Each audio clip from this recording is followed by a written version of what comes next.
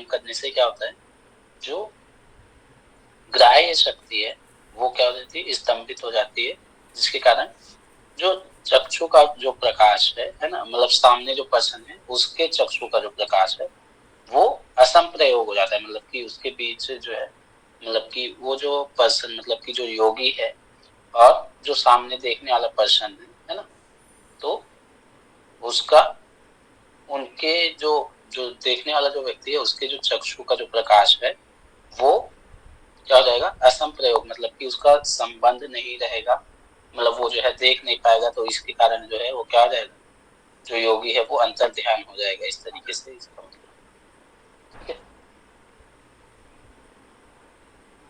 इससे काय रूप पर संयम करने से। ठीक है, इतना याद रखो कि काय रूप पर संयम करने से क्या हो जाएगा, योगी जो है वो अंतर ध्यान हो जाएगा।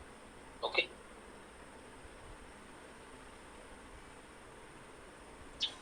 आगे चलते हैं। सोपक्रमम निरुपक्रमम च कर्म तत्संयमा अपरांत ज्ञानम अरिष्टेभ्यो वा। ठीक है,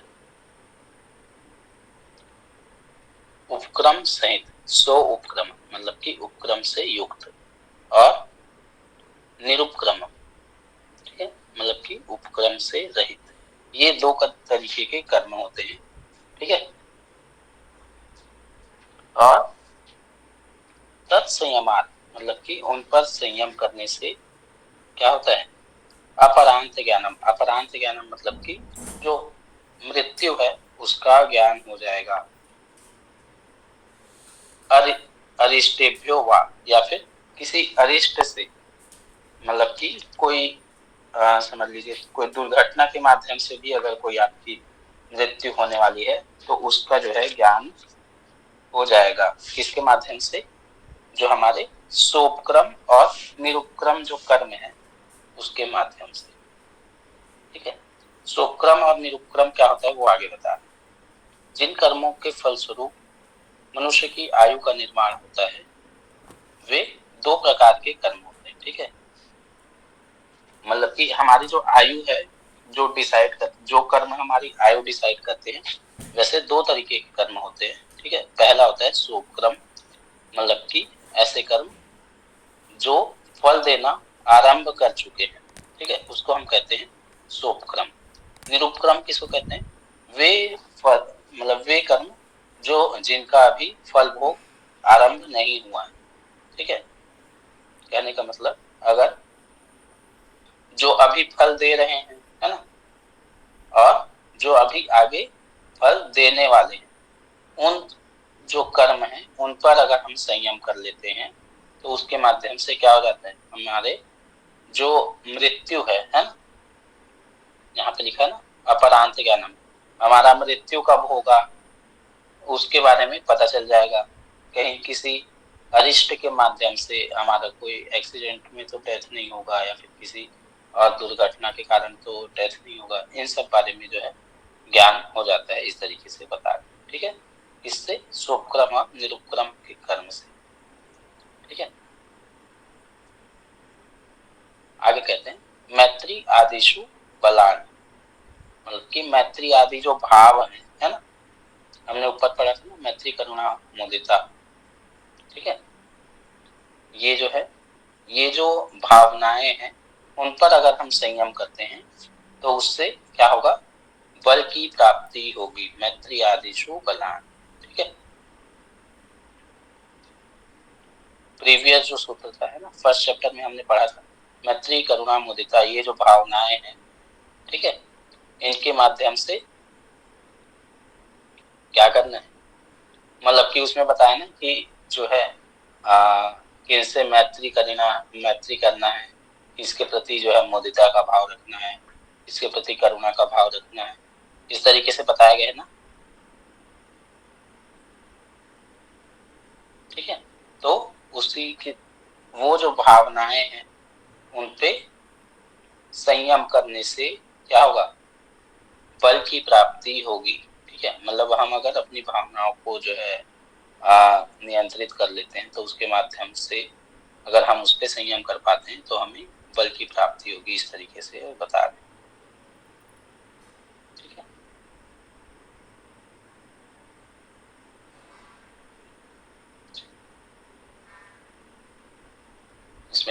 कि जैसे जिस तरीके का जैसे मैत्री है ना, तो मित्रता के भाव में अगर हमारा जो है संयम हो जाता है तो हम जो है सबको फ्रेंड बना लेंगे इजिली, है ना।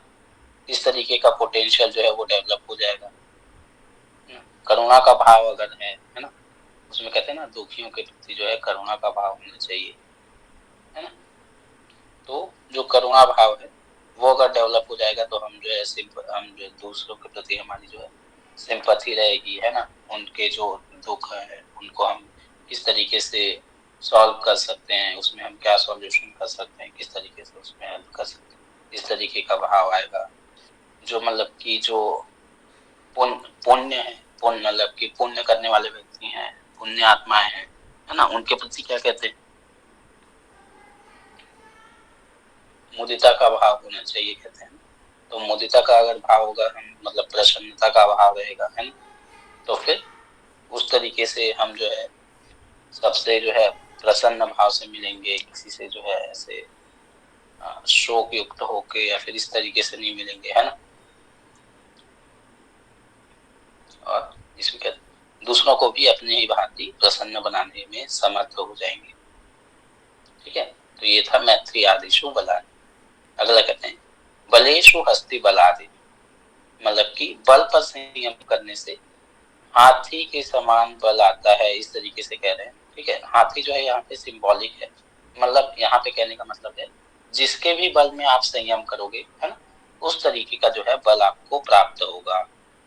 ठीक है, मतलब कि हाथी का यहाँ पे उदाहरण लिया है कि अगर आप हाथी के बल पर संयम करते हैं तो उसी के ही समान आपको बल प्राप्त होगा। ठीक है, अगर आप जो है सिंह के बल पे संयम करते हो तो सिंह का बल जो है उस तरीके का प्राप्त होगा।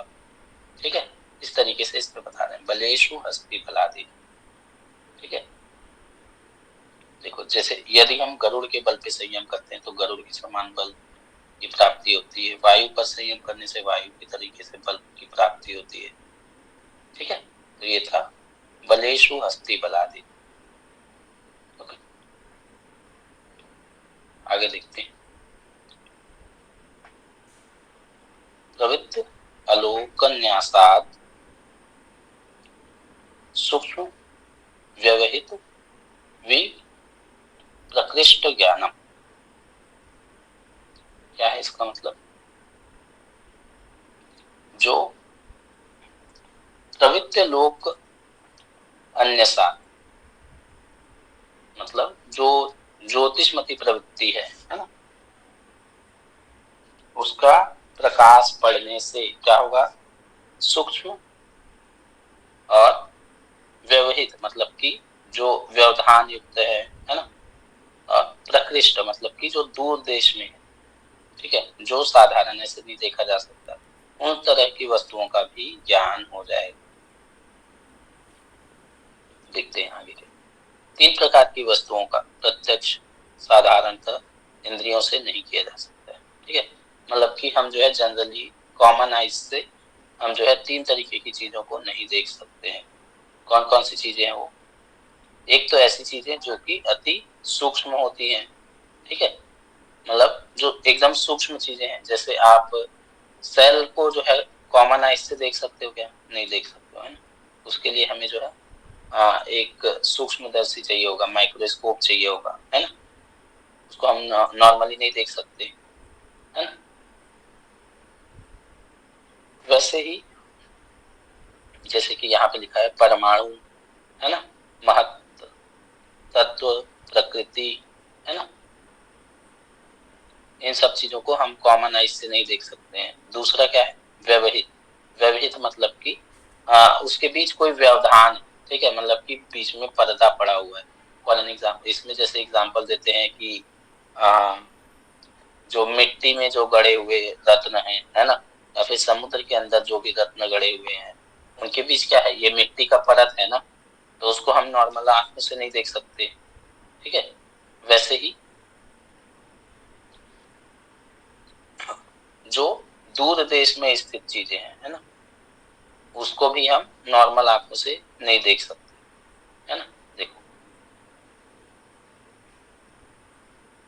तीसरा है विप्रकृष्ट, मतलब कि जो दूर देश में है ना, उनको हम ऐसे नहीं देख सकते हैं। तो इसमें लिखा जैसे हिंदुस्तान, अगर हम हिंदुस्तान में हैं तो हम अमेरिका में जो भी चीज है उसको नहीं देख सकते, है ना। तो जब जो ज्योतिषमती वाली जो प्रवृत्ति आ जाती है ना, ज्योतिषमती मतलब प्रकाश वाली प्रवृत्ति, तो क्या होता है, उन पर भी प्रकाश पड़ जाता है, मतलब उसको भी देखने में जो योगी है वो सही सक्षम हो जाता है। ठीक है, आगे कहते हैं भुवन ज्ञानम सूर्य संयमा।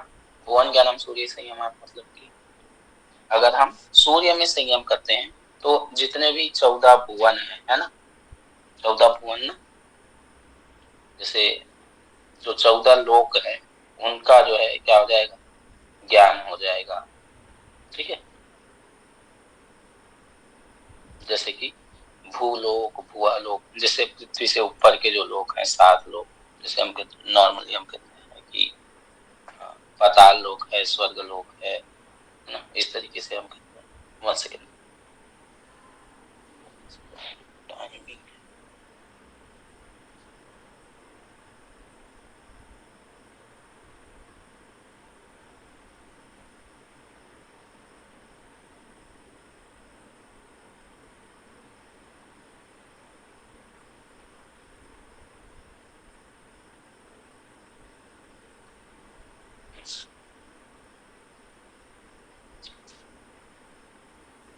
जो 14 जो भुवन है, 14 जो लोक है ना, भूलोक भुआलोक स्वालोक महालोक जनालोक तपालोक सत्यम लोक, है ना।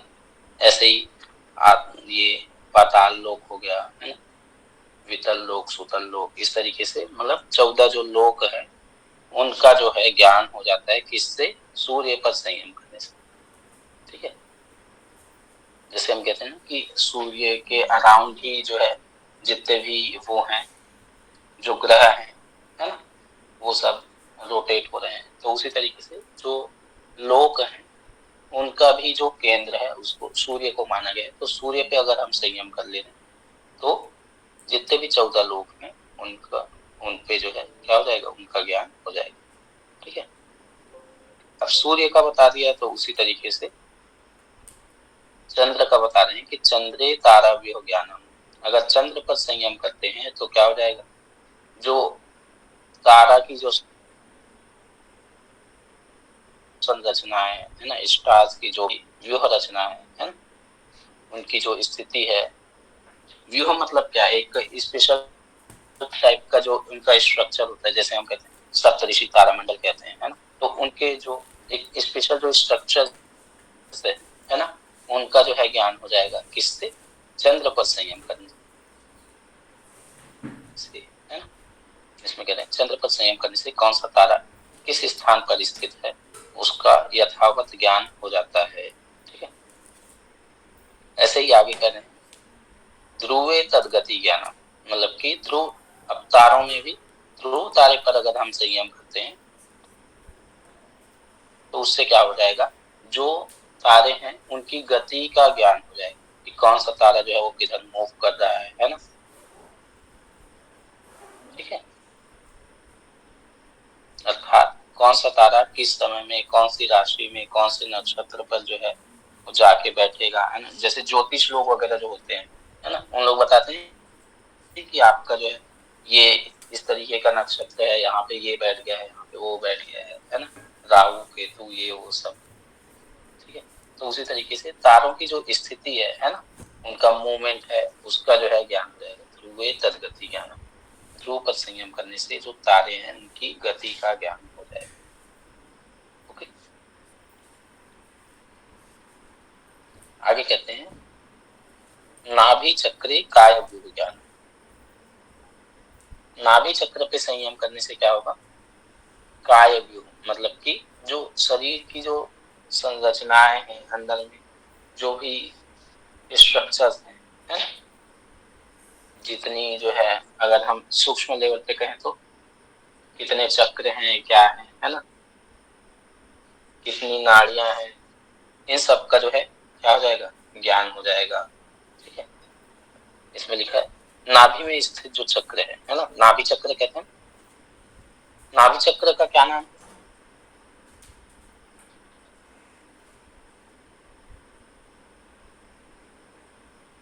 मणिपुर चक्र, ठीक है। मणिपुर तो मणिपुर चक्र, तो मणिपुर चक्र पे अगर हम जो है संयम करते हैं, है ना, तो पूरा जो शरीर है ना, शरीर के जो भी स्ट्रक्चर्स हैं उनका ज्ञान हो जाएगा। जैसे कहते हैं ना, जब जो बेबी है जो बॉर्न होता है, तो वो इनिशियल स्टेज में जो प्लेसेंटा के थ्रू, मतलब जो नाल रहती है ना, उसके थ्रू नाभि से ही जो है उसको, मतलब कि फूड वगैरह जो है वो प्रोवाइड होता है, या फिर वही से ही जो है उसको पोषण मिलता है ना। तो अगर हम जो है नाभि पे जो है संयम हो जाए, या फिर उस पर हम धारणा ध्यान समाधि हो जाए, तो उसके माध्यम से पूरे शरीर की संरचना का ज्ञान हो जाएगा, ठीक है।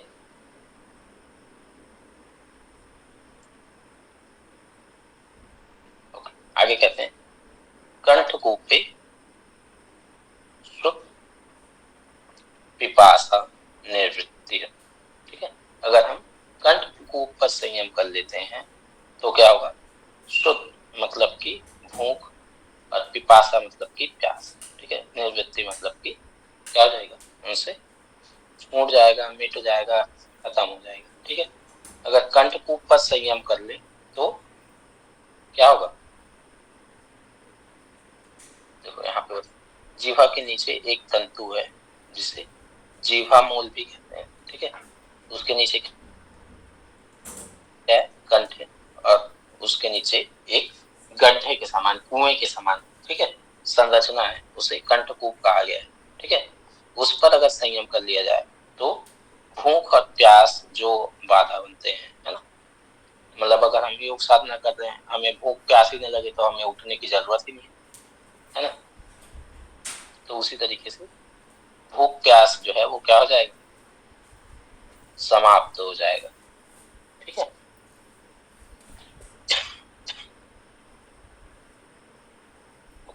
आगे कहते हैं कुर्मनाड्याम स्थैर्यम,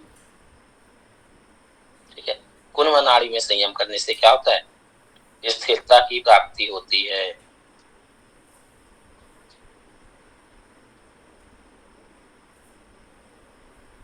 अभी अभी अभी आप जो है हठ योग में पढ़े होंगे मुद्रा वगैरह, है ना।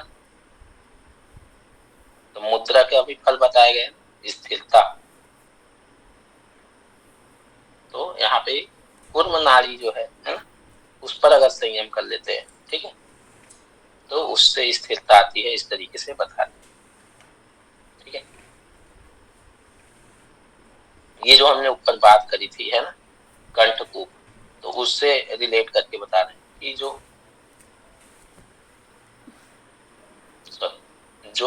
उक्त कूप के नीचे वक्ष वक्ष स्थल में एक आकृति वाली नाड़ी है, उस पर संयम करने से क्या होता है? स्थिरता की प्राप्ति होती है, ठीक है। और ये जो स्थिरता है वो कैसी होगी? चित्त और शरीर दोनों के लिए होगी, ठीक है। केवल शरीर की स्टेबिलिटी वाली बात नहीं है, यहाँ पे चित्त को स्थिर करने की भी बात है, ठीक है। आगे चलिए। मूर्ध ज्योतिषी सिद्ध दर्शनम, ठीक है। मतलब कि क्या? मूर्धा ज्योति पर संयम करने से क्या होगा? सिद्ध जो लोग है ना, जो सिद्ध पुरुष है, उनका दर्शन हो जाता है, ठीक है। मूर्ध ज्योति मतलब कि जो आपका कहते हैं कप, जो ब्रह्म रंध्र है ना, कपाल रंध्र कह लो, ब्रह्म रंध्र कह लो, है ना, या फिर जो सप्तम जो चक्र होता है ना, वो जो स्थान जहाँ पे होता है ना, वहीं पर क्या है? जो ज्योति विद्यमान है ना, उसको हम कहते हैं मूर्त ज्योति, ठीक है। तो उस पर संयम करने से क्या होता है? जो सिद्ध पुरुष है ना, सिद्ध वाला जो है आपने पढ़ा होगा अभी अभी हठ योग में, सिद्ध किसे कहते हैं?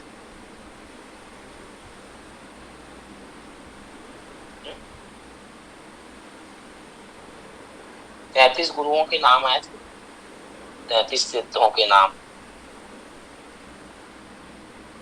तो वो सिद्ध जन क्या करते हैं, वो इस लोक को छोड़ के जो है मतलब कि ऊपर ही जो है विचरते रहते हैं। इस तरीके से आता है स्वर्ग लोक पर विचरण करना, मतलब कि पृथ्वी और सर्व के बीच में जो मतलब कि जो घूमते रहते हैं, है ना, उनको क्या कहते हैं, सिद्ध कहते हैं। ठीक है, तो अगर हम जो है ब्रह्मरंध्र पे एक तरीके से अगर संयम करें तो क्या होगा, ब्रह्मरंध्र में ज्योति है उसकी संयम करने से जो सिद्ध जो जन है उनका क्या हो जाएगा, दर्शन हो जाएगा। ओके,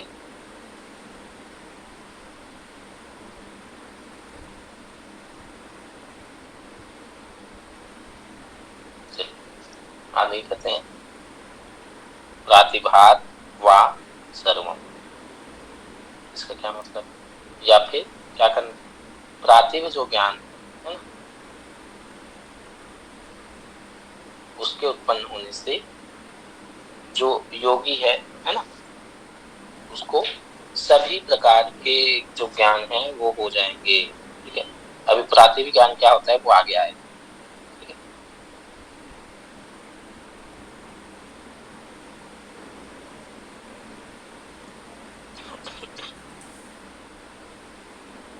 प्रातिभ ज्ञान पर संयम करने से क्या होगा, देखो यहाँ पे लिखा है प्रातिभात वा सर्वम, मतलब क्या है, प्रातिभ ज्ञान उत्पन्न होने से बिना किसी संयम के, मतलब उसको जो है किसी चीज में संयम नहीं करना है, अगर प्रातिभ ज्ञान जो है वो उत्पन्न हो जाता है तो उसके माध्यम से क्या होगा, सर्व ज्ञान।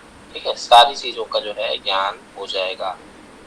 ठीक है, इसका वर्णन जो है 36वें सूत्र में किया गया है। ठीक है, आगे देखते हैं क्या होता है प्रातिभ ज्ञान।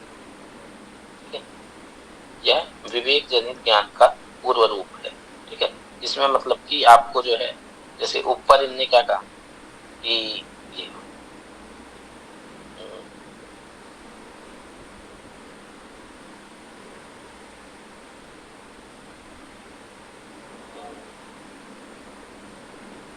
इसको देखते हैं प्रातिभ ज्ञान को। ठीक है, क्या है आगे,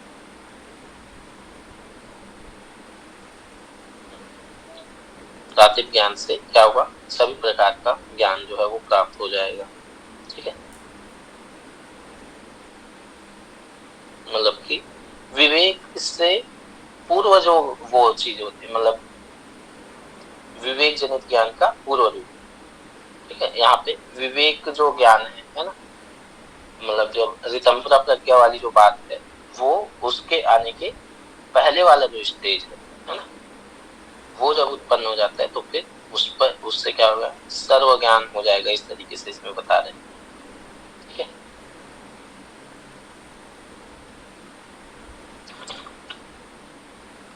आगे कहते हैं हृदय चित्त संविद, मतलब कि हृदय में अगर संयम कर लिया जाए तो क्या हो जाएगा, चित्त संविद, मतलब कि चित्त का जो स्वरूप है ना, उसका ज्ञान हो जाएगा। ठीक है,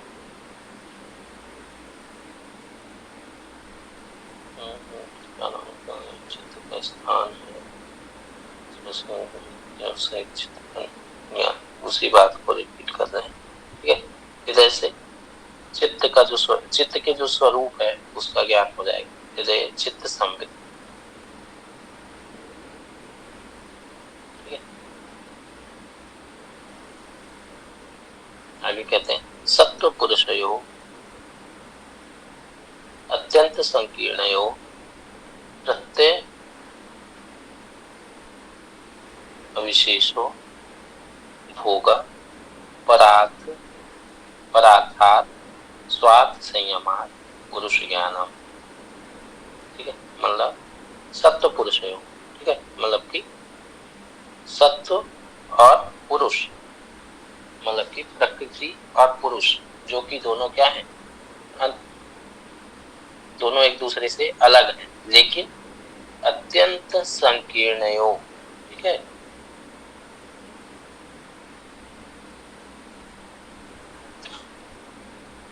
सॉरी, अत्यंत असंकीर्ण, जो कि दोनों जो है वो बहुत ही अलग अलग चीज है ना।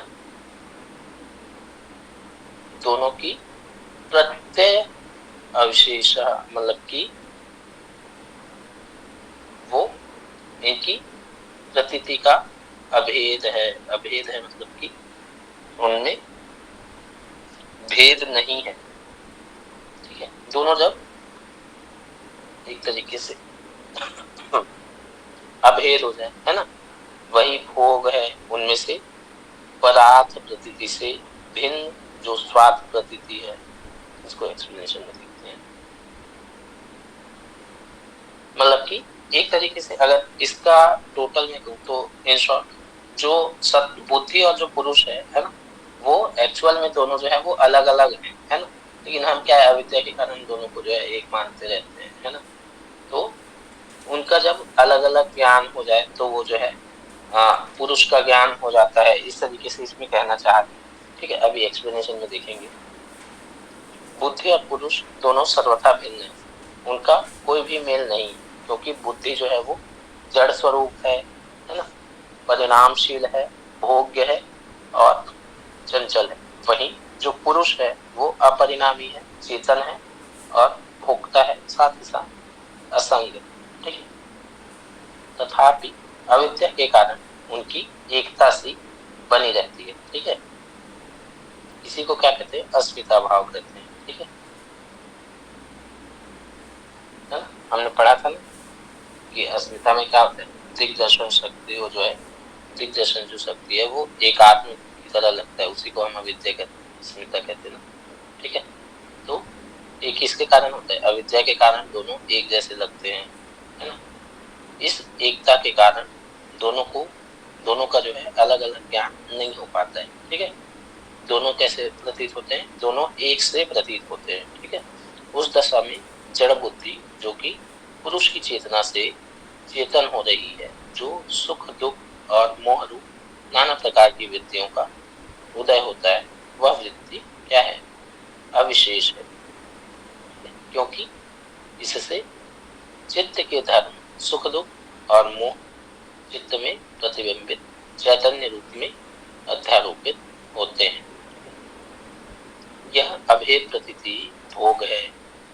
यह अभेद रूप वृत्ति यद्यपि चित्त का धर्म है, परंतु पुरुष के लिए इसका कारण क्या है, पदार्थ है। ठीक है, और इसी दशा में जो भोग रूप वृत्ति है ना, उससे भिन्न जो दृष्टा है ना, मतलब जो पुरुष है वह स्वरूप विषयक वृत्ति होती है। इसको इन शॉर्ट ये समझो कि जब जो है उनको जो है जो बुद्धि है या फिर जो प्रकृति है और जो पुरुष है ना, जो अविद्या के कारण एक से प्रतीत हो रहे हैं है ना, उनको जब जो है अलग अलग जब उनका ज्ञान हो जाता है कि नहीं, प्रकृति जो है वो अलग है और पुरुष जो है वो अलग है ना, या फिर बुद्धि जो है वो अलग है और पुरुष जो है वो अलग है। ठीक है, दोनों ही परस्पर भिन्न है, इस तरीके का जब ज्ञान हो जाता है तब हमें पुरुष का ज्ञान हो जाता है। ठीक है, जब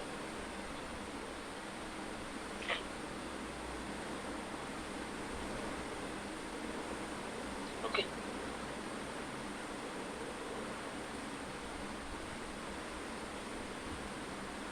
अब आगे जो है जब पुरुष का ज्ञान होता है ना, तो उसके माध्यम से किस किस प्रकार की जो सिद्धियां हैं वो प्राप्त होती हैं उसके बारे में आगे बता दें। ठीक है, तो कौन कौन सी सिद्धि है उसको कहते हैं, तथा प्रातिभ श्रावण वेदन दर्शन स्वाद वार्ता जायन्ते। ठीक है, मतलब कि उस पर संयम करने से जो हमने मतलब कि ऊपर जो हमें जो पुरुष का ज्ञान हुआ है ना, उसके माध्यम से 6 प्रकार की जो है सिद्धियां मिलती हैं। ठीक है, पहला है प्रातिभ। ठीक है, प्रातिभ क्या होता है अभी आगे एक्सप्लेन करेंगे। श्रावण, ठीक है, तीसरा है वेदन, चौथा है दर्शन, पांचवा है स्वाद और छठवा है वात। ठीक है, ये क्या हो जाते हैं, प्रकट हो जाते हैं। ठीक है, अभी क्या है, प्राति। ठीक है,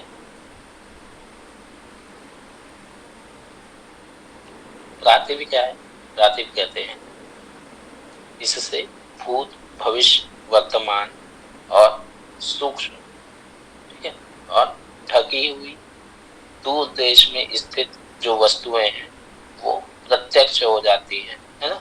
इस तरीके की जो सिद्धि है उसको प्रातिभ सिद्धि कहा जाता है।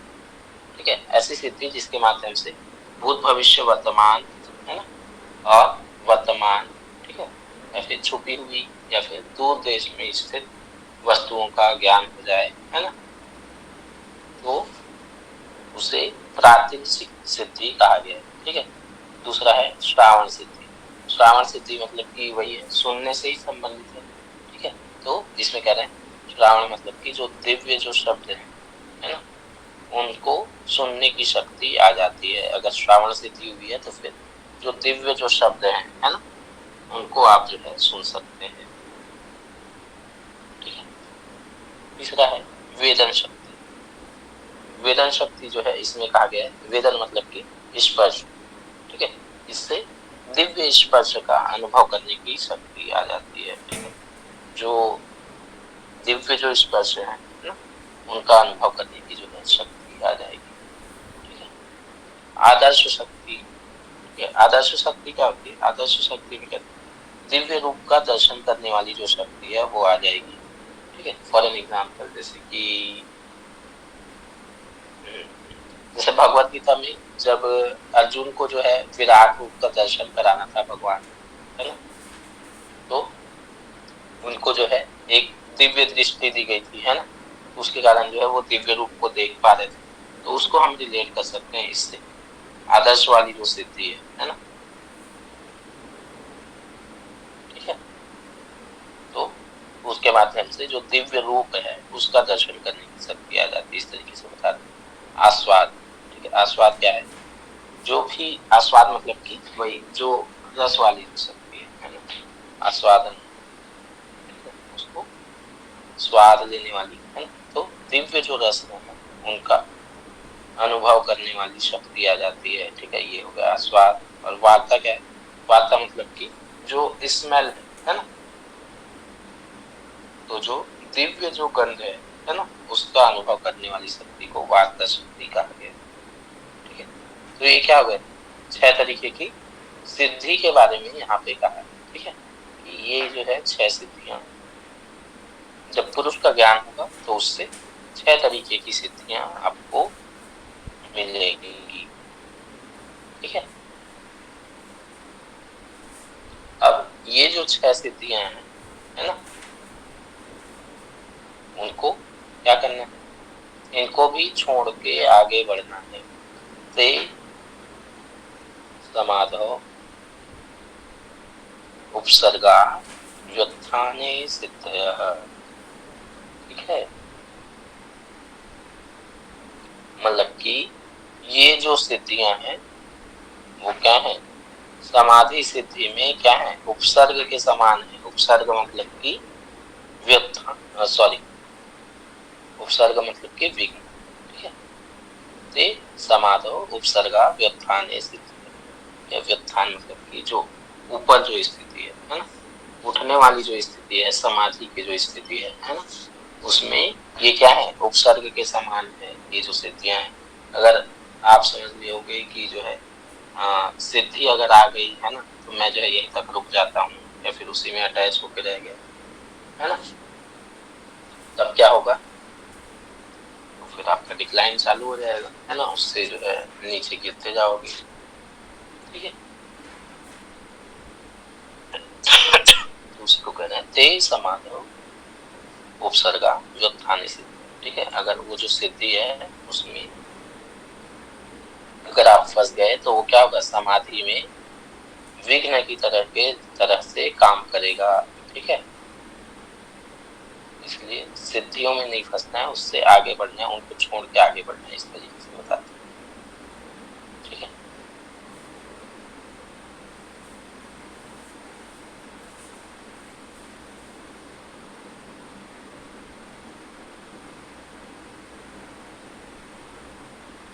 कहते हैं बंध कारण याद प्रचार संवेदनाच चित्तस्य परशरीर आवेशः। मतलब क्या है?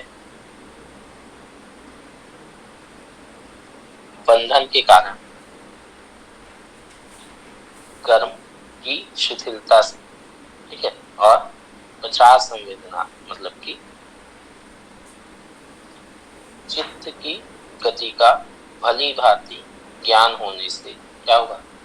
चित्त से पर शरीर आवेशः मतलब कि जो चित्त है उसका दूसरे शरीर में प्रवेश हो सकता है, ठीक है। पर काया प्रवेश का एक तरीके से मतलब बता रहे हैं यहाँ पे, ठीक है। मतलब यहाँ पे क्या बता रहे हैं, जो चित्त का जो बंधन का कारण है वो क्या है? कर्म संस्कार है ना। जो हमारा जो चित्त है ना, फॉर एग्जाम्पल हम जो है बार बार जन्म क्यों ले रहे हैं? क्योंकि हमारे जो कर्म संस्कार है ना वो बचे हुए हैं, ठीक है। वही जो है वो चित्त को बांध के रखे रहते हैं, ठीक है।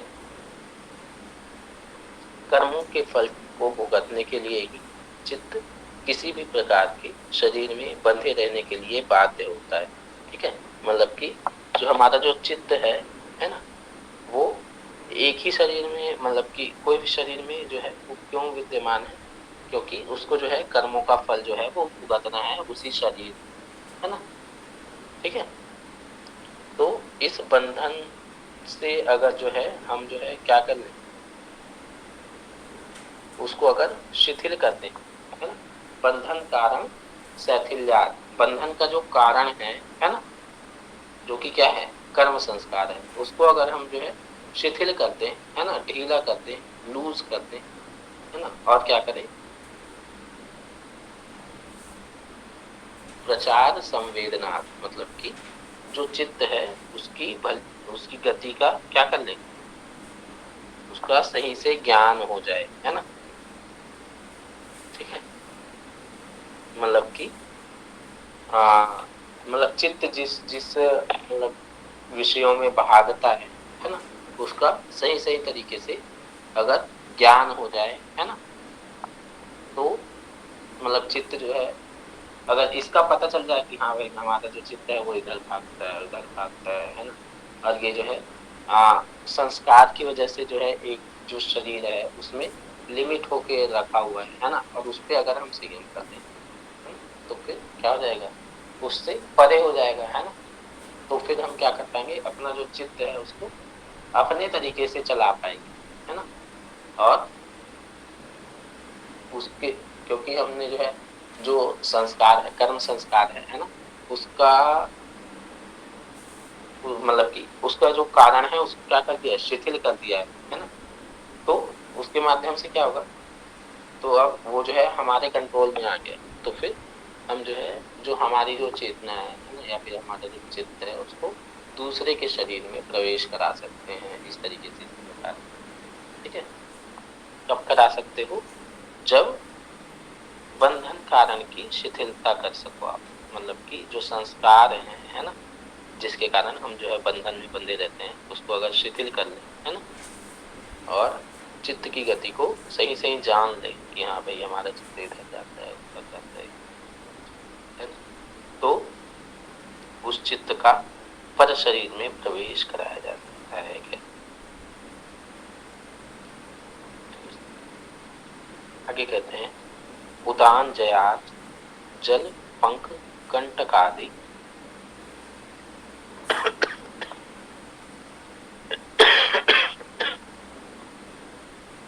उदान जयात जल पंख कंट आदिशु असंग उत्क्रांतिश, ठीक है। अगर हम जो है उदान वायु पे, है ना, उदान वायु पे अगर हम संयम कर लेते हैं, है ना, पंचवायु पता है ना, प्राण पान समान उदान व्यान, है ना। तो अगर हम जो है उदान वायु पे संयम कर लेते हैं तो उससे क्या हो जाएगा? उदान जयात, उदान पर जय करने से क्या होगा? जल पंख कंटक, ठीक है। इसका ये क्वेश्चन जो है आता है कि अगर उदान वायु पे हम संयम कर लें तो उससे क्या होगा, है ना। तो जल मतलब कि पानी, पंख मतलब कि कीचड़, और कंटक मतलब कि कांटे, है ना, इनसे क्या होगा? असंग हो जाएगा, ठीक है, मतलब कि उससे ऊपर होके जो है हमारा शरीर चलेगा, या फिर वो सब जो है वो प्रभावित नहीं करेंगे। उत्क्रांतिश्च, मतलब कि उनसे ऊर्ध्वगति, उनसे उठ के जो है हमारा जो शरीर है वो चलेगा, ठीक है। आगे जो है पंच प्राण के बारे में बताइए, प्राण पान समानुपान अनुपान में कहाँ कहाँ पे क्या क्या जो है वो विद्यमान रहता है, इस तरीके से ये बताया गया है, ठीक है। प्राण जो है वो कहाँ पे रहता है, हृदय में रहता है, ठीक है। अपान जो है उससे नीचे जो है ना, जो उदर प्रदेश है ना, मतलब कि निम्न गमन करने वाला जो प्राण है ना, नाभि से नीचे का जो हिस्सा है ना। समान मतलब कि जो उदर वाला जो हिस्सा है वहां पे जो रहता है ना। उदाहरण मतलब कि जो ऊपर वाला है ना, आपके नेक से ऊपर का जो हिस्सा है वहां पे, ठीक है। तो उसी को कहते हैं। उदाहरण पर अगर हम संयम कर लें है ना, तो पानी, कीचड़, कांटे, है ना, ये सब क्या है, इनसे हम जो है ऊपर उठ जाएंगे, ठीक है, और इनसे हम अप्रभावित रहेंगे, ठीक है। इसमें कहते हैं धुनी हुई रुई के समान हम जो है हमारा जो शरीर है वो अत्यंत हल्का हो जाएगा, इस तरीके से इसमें कहते हैं, ठीक है। समान जयात ज्वलनम, अभी अभी बताया था कि समान जो प्राण है ना, उसका स्थान क्या है, उदर स्थान है। नाभि वाला जो स्थान है वो समान प्राण का होता है ना। तो समान में रहता है ना एक अग्नि रहती है, जिसको हम जठर अग्नि कहते हैं। तो उससे आप याद कर सकते हैं, है ना, उससे समझ सकते हैं समान जयात ज्वलनम, है ना। तो समान पर संयम करने से क्या हो जाता है, योगी का शरीर कैसा हो जाता है, ज्वलन, मतलब कि ज्वलनशील कह सकते हो, दीप्तिमान कह सकते हो, प्रकाशित कह सकते हो, है ना। तो ये जो है समान वायु पर संयम करने से क्या फल मिलता है, तो उसका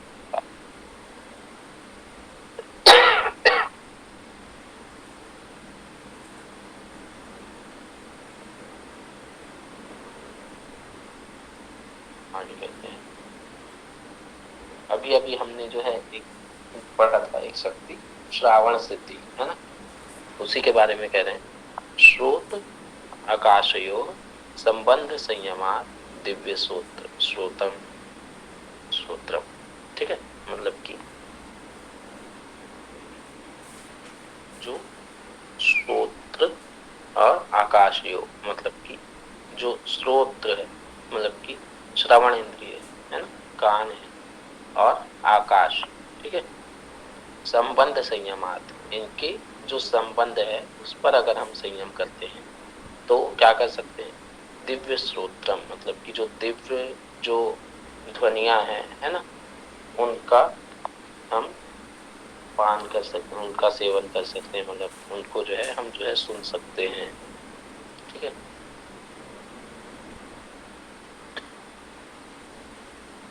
ठीक है,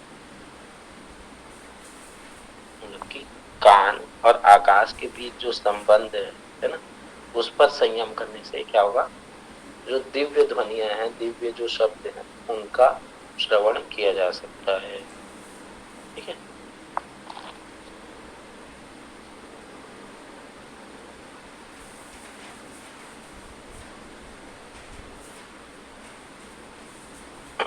आगे कहते हैं उसी तरीके से, पहले इन्होंने क्या कहा, श्रोत्र आकाश योग, है ना, मतलब कि कान और आकाश पे संयम करने से। अब कह रहे हैं काय आकाश योग, ठीक है, मतलब कि शरीर और आकाश, ठीक है, संबंध संयमा, इस पर संयम करने से क्या होगा, लघु तुल समापत्तिश्च आकाश गमनम, ठीक है, इससे क्या होगा,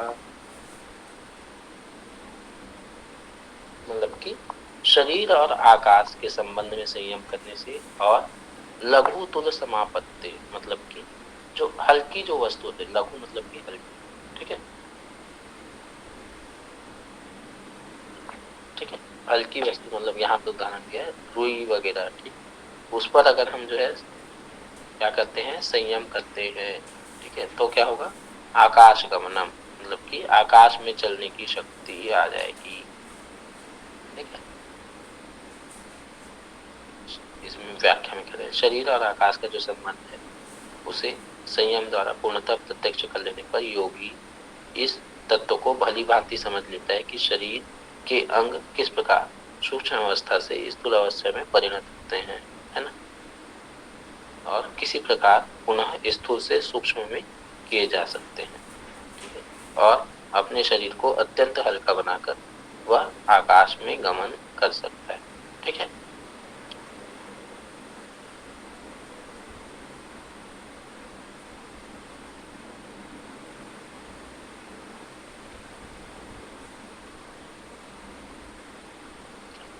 ठीक है, बाकी आगे कल से पढ़ेंगे। ठीक है, बहिर्कल्पिता महाविदेह तत्प्रकाश आवरणम छय, इसके बारे में कल देखेंगे।